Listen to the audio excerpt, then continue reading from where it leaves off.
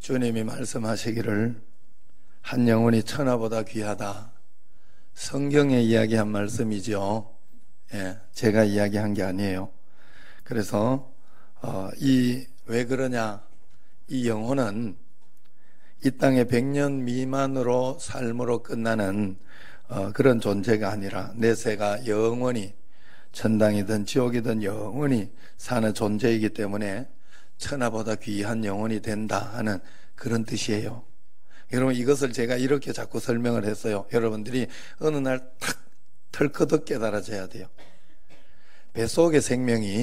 우리 뱃속의 생명이 잉태가 되면 그 생명은 이제부터 영원히 가는 거예요. 그래서 뱃속에 10달이잖아요. 10달로 딱 끝나는 게 아니에요. 이게 뱃속에서는 밖에 이렇게 숨을 쉬면 안 돼. 함께 이 배 안에서 양수 또 그런 것이 있음에도 불구하고 그것으로 사는 거예요. 부모가 탯줄로 통해서 먹여주는 그 밥을 통해 가지고 사는데, 그 뱃속에 있는 아기는 원래 탯줄을 끊고 밖으로 나오면 죽어버리는 거죠. 맞죠? 그래서 밖으로 나와서 죽어버리는데, 밖에서 탯줄을 끊고 딱 이렇게 죽는데 살아. 탯줄을 끊으면 신기하게 숨통이 툭 트이면서 사는 거예요. 우리가 이 100년, 그래서 이 10달이 100년의 인생이 되는 거예요. 10달이 100년으로 되는 거예요.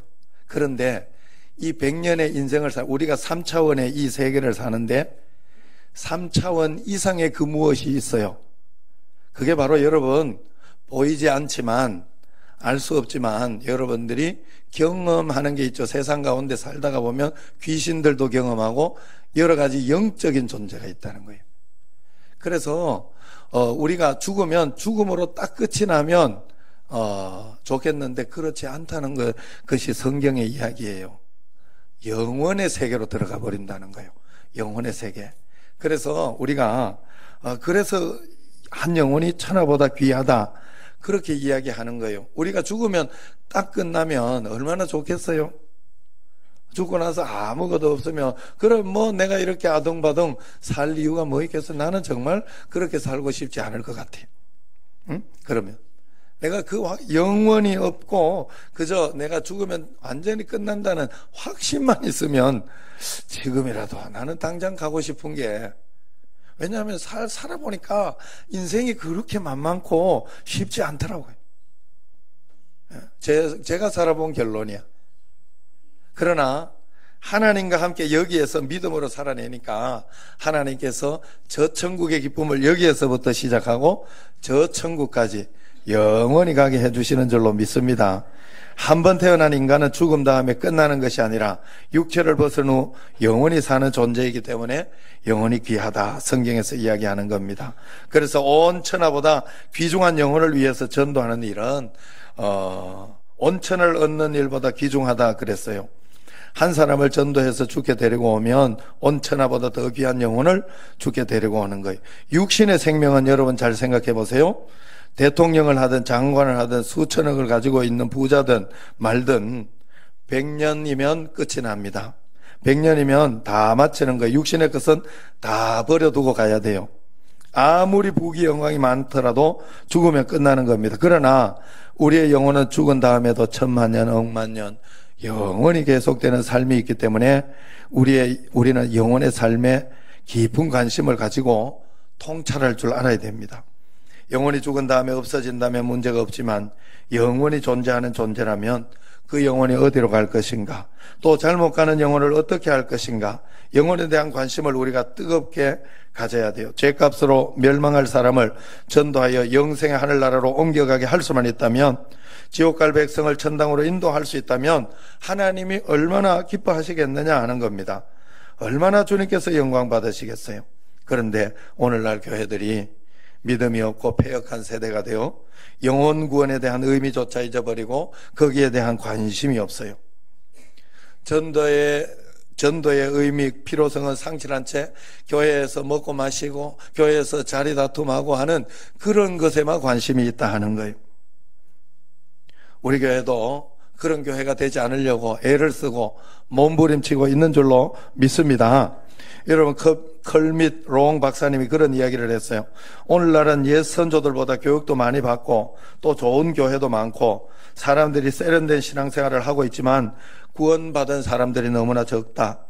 우리는 사람을 낚는 어부가 아니라 수족관을 지키는 데 지나지 않고 남의 수족관에서 고기를 서로 훔쳐오는 데 지나지 않는다. 그렇게 이야기했어요. 다시 말하면 요즘은 안 믿는 사람을 전도하는 데 관심이 있는 게 아니라 남의 교인들 데려오는 것을 더 환영한다는 뜻이에요.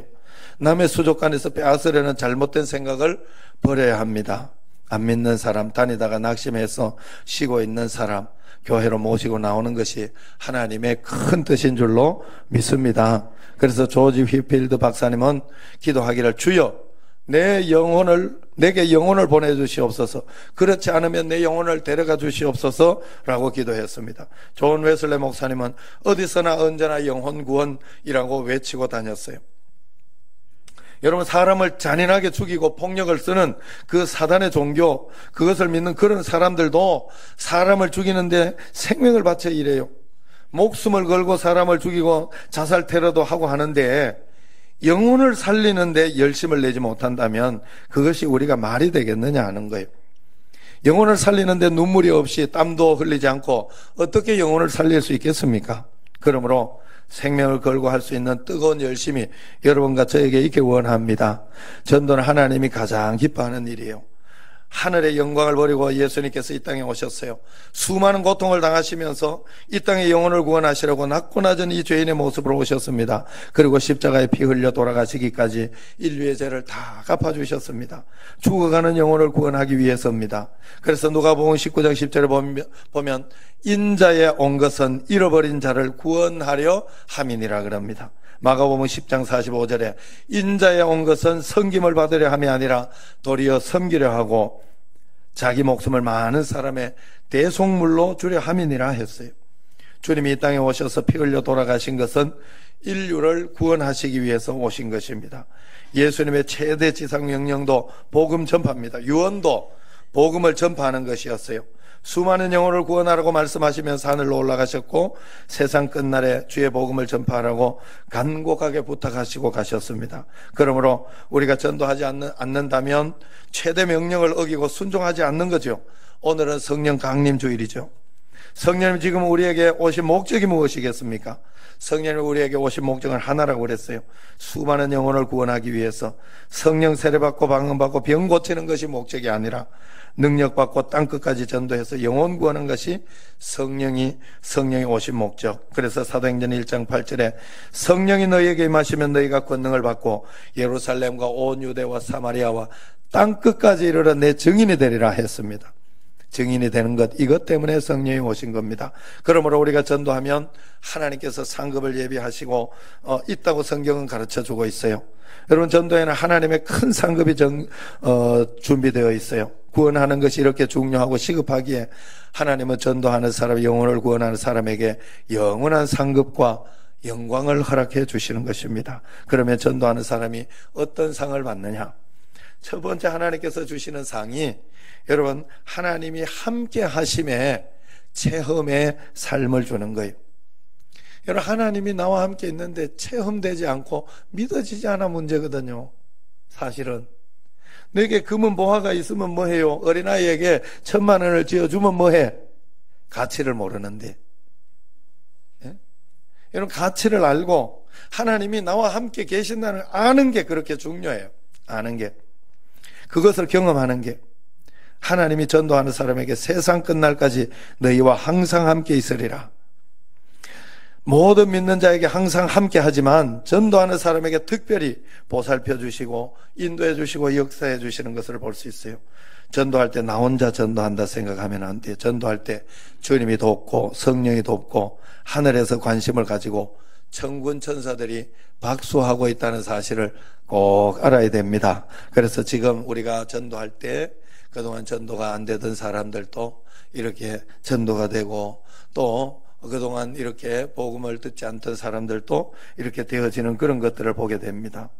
그래서 지금이 그 기회다 하는 거예요. 두 번째는 하나님께서 전도하는 사람에게 영원히 빛나는 상급을 주시겠다 이야기를 했어요. 여러분 오늘 말씀을 다시 한번 읽어보면 3절 말씀 같이 한번 읽어보겠습니다. 지혜 있는 자는 궁창의 빛과 같이 빛날 것이요 많은 사람을 옳은 대로 돌아오게 한 자는 별과 같이 영원토록 빛나리라. 아멘.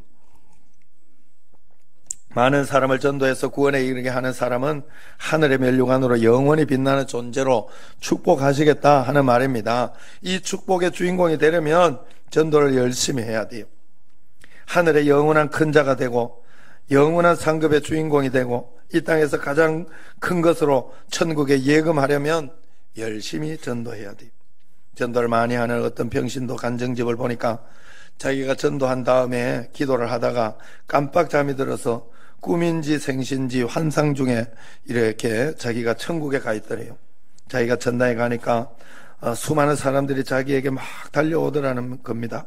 그래서 누구냐고 나는 당신들을 모르겠다 하니까 당신이 평소에 전도를 많이 하지 않았습니까?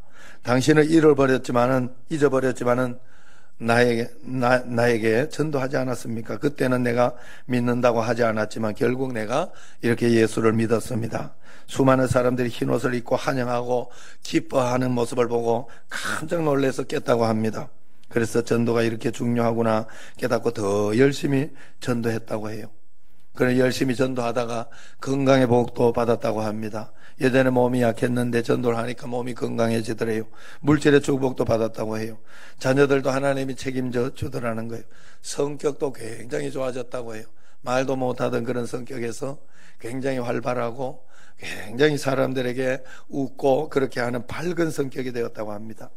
내가 하나님의 일을 할 때 하나님이 내 일을 책임져 주시는 줄로 믿으시기를 바랍니다. 전에 중국에서 전도를 많이 한 사람이 있었어요. 그런 부유했어요. 가난한 자를 자기 가정의 모든 것을 팔아가면서 도와주면서 물질을 뿌려가면서 열심히 전도를 했어요. 이름이 송씨예요. 시간과 물질을 뿌려가며 전도를 했는데 이름이 성이 송씨라고 합니다. 그래서 그런 본명보다 송전도라 그렇게 이야기를 하면 알 만큼 열심히 전도를 했던 그런 사람이라고 합니다. 그런데 이렇게 송전도라는 사람처럼 부호이면서 전도를 한 사람이 성경에 보면 루디아라는 분이 나와요. 성경에 보면 자주장사 루디아 하는 사람이 나오는데 이분이 굉장한 부호더라고. 제가 이렇게 사도 바울 성지순례를 가보면요, 사도 바울을 도와준 그 루디아 집이 어마어마해요. 그런데 거기에 이제 사도 바울의 이렇게 집도 하나 해놓고 거기에 전도하면서 이렇게 오며 가며 하는 그 길목에 있는 집이에요. 그래서 자기가 장사를 해서 그것을 가지고 전도를 하고 복음을 전하는 그 일을 얼마나 열심히 해준지 몰라요. 야, 내가 그거 보고 굉장히 부러웠어요. 야, 우리 교회도 루디아 장사 같은 그런 사람이 꼭 있어야 되겠다 하는 그런 생각을 해서 정말 자기 것을 가지고 복음을 전하는데 얼마나 좋았는지 몰라요. 송전도라는 사람이 그랬다고 그래요. 그런데 전도를 많이 하고 이렇게 자기 것을 잘 나누어 주면서 그렇게 했는데 좀 젊은 나이에 삼남매를 두고 죽었다고 합니다. 많은 사람들이 비웃었다고 그래요. 저렇게 예수 잘 믿더니 저렇게 전도를 많이 했는데 일찍 죽어서 얼마나 불쌍하냐. 하나님 왜 데려갔을까 이렇게 했어요. 세상 사람들이 보기에는 그게 불쌍한지 몰라도 정말 하늘나라의 천국에 소망이 있는 사람은 아니 저도 지금 내 사명이 끝나고 빨리 데리고 간다 하면 빨리 가겠어. 난 진짜 그래요. 여러분들은 아닐 거라 이렇게 생각. 저는 안 그래요. 정말로 하나님. 그래서 어쨌든 송전도 이분은 그래 갔어요. 그래서 어쨌든 하나님이 세상 가운데 그렇게 비참하게 그렇게 끝내지 않더라는 거예요. 세상이 말하는 그 복을 자손들이 삼남매가 복을 받더라 하는 거예요. 그의 맏딸 송경영은 중국의 아버지라고 하는 여러분들도 아실 거예요. 손문의 아내가 되었어요. 우리 한국에서 말하면 이승만 대통령과 같은 위치였어요. 그러나 또 그의 아들 송자무는 훌륭한 경제학자가 됐어요. 중국 경제장관을 오랫동안 지냈습니다. 막내딸 송미령은 대만의 장개석 총통의 아내가 되었어요. 송전도의 삼남매가 중국 전 영토를 통치하는 그런 막강한 실력자가 된 것입니다. 하나님 많은 사람을 전도해서 다 끝난 것 같아도 구원받게 한 사람에게도 그 당시에는 잘 모르지만은 후에 그의 자손들까지 세상에서 볼 정도로 그렇게 복을 받게 하고 잘 되게 하는 것을 보게 되는 거예요. 현세와 내세에 큰 복과 상급이 있는 것을 여러분 꼭 믿으시기를 바랍니다. 그래서 여러분 전도하다가 현세와 내세의 복을 꼭 받아야 됩니다. 세 번째, 전도하면 우리에게 참 기쁨의 열매를 거두게 해준다 그랬어요. 우리로 하여금 굉장히 기쁜, 여러분 이 세상에 참 기쁨이 그렇게 많이 없어요. 돈을 아무리 많이 벌고 아무리 뭐 이렇게 좋은 저택을 가진다고 해도 여러분 진짜 제가 신방을 이렇게 한 번씩 가보면 집들이 굉장히 좋아. 보면 삐까 번쩍하게 아직도 막 그렇게 행복해? 집이 좋아? 맨 그 집이 그 집이야. 가보면 나중에 이제 지나가면 맨 그 집이 그 집이지. 예. 다 그렇더라고. 이게 한 달, 두 달, 세 달, 1년을 가지 못해요. 막 그때 1년 동안 막 가슴이 뛰고 이러면 그 사람 이상한 사람이야. 사람도 마찬가지잖아요. 예? 그래서 그런데 전도는 달라요. 내가 전도한, 저도 이렇게 지금 좋은 교회하고 이렇게 가보면 거기에서 제가 전도했던 사람들이 계속 나오고 계속 그 사람들이 잘한다는 이야기 듣고 이렇게 하면 굉장히 기분이 좋아요. 행복하고 감사하고 또 감사하다는 이야기도 듣죠. 시편 126편 5절 6절에 보면 눈물을 흘리며 씨를 뿌리는 자는 기쁨으로 거두리로다. 울며 씨를 뿌리러 나가는 자는 정녕 기쁨으로 그 단을 가지고 돌아오리로다 했어요. 봄에 씨앗을 뿌리고 거두려고 하면 얼마나 힘듭니까? 힘들다 해도 농사일만큼 힘든 거 없어요. 잘. 제가 막내라서 농사일은 많이 해보진 않았어요. 그런데 어머니가 한 번씩 이렇게 데리고 가고 그렇게 할 때, 그때 볕에 힘들어요. 그리고 얼마나 이게 시간이 길다고 느껴지는지 어려서 그렇기도 했겠지만 힘들다. 풀 뽑고 막 잡초 뽑는 거 너무 힘들어요. 힘들다 농사일보다 힘든 거 없어요, 사실. 그런데 그 농사일이 힘들지만 사실 거둘 때 가면, 열매가 맺히고 거둘 때 가면 굉장히 이 풍성한 것 얼마나 좋은지 모릅니다. 마찬가지예요. 전도하고 뿌리는 것은 힘들고 어렵고 때로 욕과 핍박을 받을 때가 많습니다. 그럼에도 불구하고 전도한 사람은 결국 하나님이 그에 해당하는 기쁨과 행복을 반드시 주신다 하는 거예요. 그러니까 여러분 힘들고 어렵지만 전도하고 이렇게 갔다 오면 굉장히 행복하고 기쁨을 누리게 됩니다. 결국 전도한 사람은 하나님이 이렇게 기뻐할 때가 오게 되고 그 결과를 하나님께서 반드시 얻게 해준다 하는 거예요. 하늘나라에서도 기쁨의 열매를 가장 많이 거두게 되는 줄로 믿으시기를 바랍니다. 네 번째로 전도한 사람은 허다한 죄를 덮는다 그랬어요. 야고보서 5장 20절에 보면 너희가 알 것은 죄인을 미혹한 길에서 돌아서게 하는 자가 그 영혼을 사망에서 구원하여 허다한 죄를 덮을 것이니라 했어요. 비록 죄와 흠이 많아도 전도한 사람에게 하나님께서 허다한 죄를 보지 않겠다 이야기하는 거죠. 하나님이 굉장히 사랑한다는 그런 말이에요. 그가 잘못이 많아도 그 잘못을 덮어주겠다 약속하지 않습니까? 그 전도의 열심 때문에 하나님께서 그렇게 기뻐하고 너그러운 사랑을 받을 수 있도록 그렇게 한다 하는 거예요. 그러면 전도가 하나님의 사랑을 많이 받는 비결입니다. 아무리 군자답고 거룩하게 보여도 전도하지 않고 영혼 구원에 관심이 없는 사람은 하나님 보시기에 게으르고 악한 사람이 될 수 있어요. 전도해야 될 사람이 전도하지 않으면 그 사람이나 국가는 화를 받게 됩니다. 고린도전서 9장 16절에 보면 내가 복음을 전할지라도 자랑할 것이 없으면 내가 부득불해야 할 일임이라 그랬어요. 만일 복음이 전하지 않으면 내게 화가 있을 것임이라 그렇게 이야기를 했어요. 믿음으로 하지 않는 모든 것이 죄라고 했고 알고도 행치 않는 것이 죄라고 했는데 복음을 알고도 전하지 않으면 그보다 큰 죄가 어디 있겠어요? 이 복음 전하지 않으면 천국에 가지 못한다 하는 것을 알고도 전하지 않으면 엄청난 죄가 어디 있겠습니까? 그러므로 전도하지 않는 것은 이런 엄청난 죄를 짓는 거예요. 전에 중국에도 수많은 기독교인들이 있었어요. 그들이 전도를 하지 않고 선교하지 않았습니다. 그 하나님이 공산당으로 이제 그렇게 통치되게 되지 않았습니까? 얼마나 오랫동안 고통당해요. 지금은 사실 지하교회와 거기에 굉장히 많은 곳에 전도가 되고 있는 것을 볼 수 있어요. 지금은 반대로. 여러분, 그런데 그것도 또 자기 교회, 자기 사람 이것으로만 이렇게 끝나면 안 되는 거예요. 그러면 다시 환란과 풍파가 오게 돼 있어요. 유럽의 많은 교회들이 그랬어요. 복음 잘 전하고 그랬는데 선교와 전도를 하지 않았어요. 신앙에 게을러져서 그랬습니다. 그래서 해적단 바이킹을 허락하신 거예요. 그래서 침략당하고 약탈당했던 것입니다. 예루살렘도 마찬가지예요. 복음이 전해진 이유가 예루살렘에 핍박이 있어서 복음이 전해졌다고 우리가 그렇게 해석하잖아요. 왜냐하면 이 예루살렘에서 자기들끼리 잘 먹고 잘 살자 그러면서 복음을 전하고 세계 선교를 하지 않으니까 그것이 그들에게 핍박이 되어 사람을 흩어버렸어요. 흩어버리니 복음 받은 사람이 예수 안 믿고 살 수 있나요? 어디 가서나 교회 세우고 전도하니까 거기에서 복음을 받아서 그들이 하나님 앞에 그들이 복음을 전하는 거예요. 그래서 세계 선교가 이루어진 거예요. 지금 지상 낙원이라고 하는 노르웨이, 스웨덴, 덴마크 이런 데가 다 그렇게 복음이 전해진 거예요.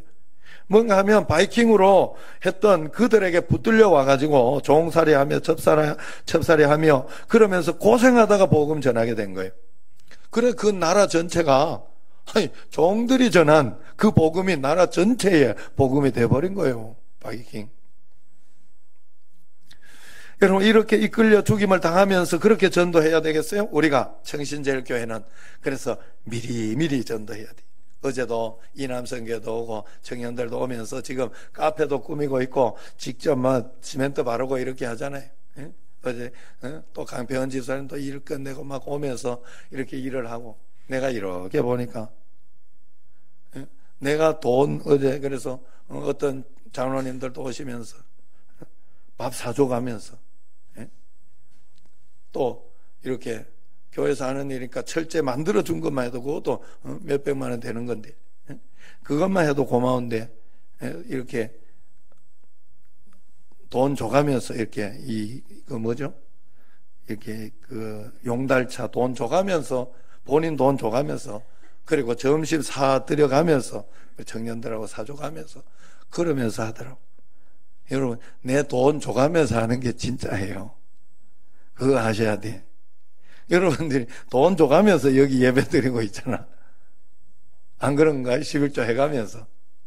여러분, 내가 선교 많이 하잖아요. 우리 교회가 선교 굉장히 많이 하잖아요. 요번에도 지금 2,500만 원짜리 프로젝트, 가보모 기도의 집, 1,000만 원에 저기 교회에서 시작해서 나머지를 이제 책임지려고 애를 쓰려고 노력하고 있는데, 그 케냐에서 내한테 해주는 거 있나요? 우리 교회 해주는 거 있나요? 내가 어느 날 가만 생각해 보니까 그 사람들이 내한테 해주는 거 없어요. 해줘봤자 그 계란 2개 갖고 와가지고 나은 거라고 이러면서 그거밖에 없잖아요. 그런데 우리 돈 줘가면서 풀어가면서 선교하고 전도하고 하잖아요. 그게 진짜잖아요. 내가 깜짝 놀랐다니까. 우리가 진짜가 돼야 돼. 그래서 왜 그렇게 해요? 왜 그렇게 합니까? 그렇게 하면 하나님이 내한테 복을 주니까. 그래서 하나님이 우리 교회에 복을 줄 거니까. 그래서 하는 거잖아요. 그게 진짜거든요. 그래서 여러분, 우리가 하나님 앞에 그런 마음을 꼭 가지고 있어야 돼. 청신제일교회 미리 돈 내가면서 전도하고 내 거 풀어가면서 전도하고 해가지고 하나님 앞에 환난 고통 없도록 하나님이 정말로 은혜를 주시고 복을 주시고 그렇게 할 수 있도록 하는 그런 교회가 꼭 돼야 할 줄로 믿습니다. 누가복음 14장을 보면 부자가 잔치를 벌이는 것이 바로 우리가 이 전도 총동원주의를 하는 예사랑 잔치를 하는 그 모티브가 아닙니까? 모든 사람들을 초청하는데 사람들이 핑계를 대면서 오지 않습니다. 그래서 종들을 시켜서 핑계 댈 수 없는 자들, 가난한 자들, 병자들, 소경들 데리고 오게 했어요. 그래도 자리가 남으니까 종들 다시 보내면서 오지 않으면 강권에서라도 데리고 오라, 그렇게 이야기했어요. 여기서 강권이라는 말이 억지로라는 말이에요. 성경 어원을 살펴보면 이런 뜻이, 재미있는 뜻이 들어있어요. 억지로 붙들어서, 손을 비틀어서라도 하는 뜻이에요. 손을 비틀어서라도 데리고 오라는 뜻이, 우리나라 말로 쉽게 말하면 멱살 잡고 와라, 이 말이에요. 인간이 볼 때 열심히 전도하는 것이 조심성 없게 보이고 그렇게 보이지만은 최선을 다하라는 뜻이에요.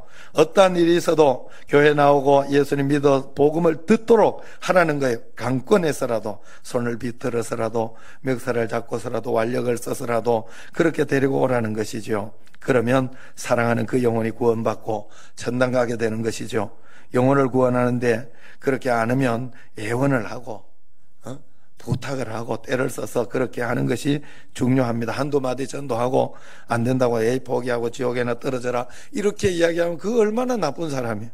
얼마나 그런 사람이에요. 우리가 그런 은혜를 하나님께 받지 않았는데 그렇게 하면 안 된다 하는 거예요. 한두 마디 교회에서 쉽게 따라 나올 사람이 어디 있겠습니까? 강권에서 끈질기게 호소해서 매달려서 억지로라도 그렇게 예수님을 믿도록 해야 되는 것입니다. 그래서 디모데전서 4장 2절을 보면 너는 말씀을 전파하라. 때를 얻든지 못 얻든지 항상 힘쓰라. 그렇게 이야기했어요. 전도를 열심히 했는데 말을 안 듣는다고 낙심할 필요 없습니다. 내가 아무리 전도해도 교회 안 나오다고 실망할 필요도 없어요. 낙심하지 않고 끝까지 견디면 하늘에 받을 상급이 굉장히 커진다 하는 거예요. 여러분, 그래서 주님께서 뭐라고 이야기합니까? 나를 인하여 너희를 욕하고 핍박으로 거짓으로 너희를 거스려 모든 악한 말을 할 때에는 너희에게 복이 있나니 기뻐하고 즐거워하라. 하늘에서 너희 상이 큼이라 그랬잖아요. 성경 이야기잖아요. 전도하다가 어려움이 오거나 고통을 당하거나 고생하더라도 하늘의 상이 더 크다는 것을 믿고 어떤 경우든지 어려움을 감당하고 전도하라는 거예요. 여유가 있으면 집에 가서 일도 도와주고 때로는 선물도 사가지고 그렇게 하라는 거예요. 어떻게 해서라도 이렇게 데리고 오고 애를 쓰면 비록 강건적으로 하는 것처럼 보일지라도 그 속에 영혼을 살리는 하나님의 강력한 역사, 성령의 도우심이 나타나고 그 사람을 통하여 고맙다는 감사의 인사도 받고 하늘에 가면 더 큰 상급도 받을 때가 분명히 오게 되는 줄로 믿습니다. 욕을 먹고 멸시를 당해도 낙심하지 말고 하나님께 끈질기게 매달리면 영혼 구원을 받게 됩니다. 전도하는 것이 처음부터 쉽지 않아요. 뿌리치고 교회 나오지 않아도 한번 나갑시다. 강권하고 또 이렇게 선물도 드리고 그렇게 하면서 이렇게 하는 겁니다. 왜냐하면 안 믿는 사람이 볼 때는 교회 문턱이 굉장히 높게 보여요. 교회 가는 것이 쉬운 게 아니에요. 그러나 한번 와서 예배 드리고 나면 문턱이 많이 낮아집니다. 그래서 사람이 어려움이 있고 힘들고 답답한 일이 있을 때 하나님 생각하게 되고 그래서 그때 전도하면 문턱이 낮아진 그 교회를 쉽게 오게 되는 거예요.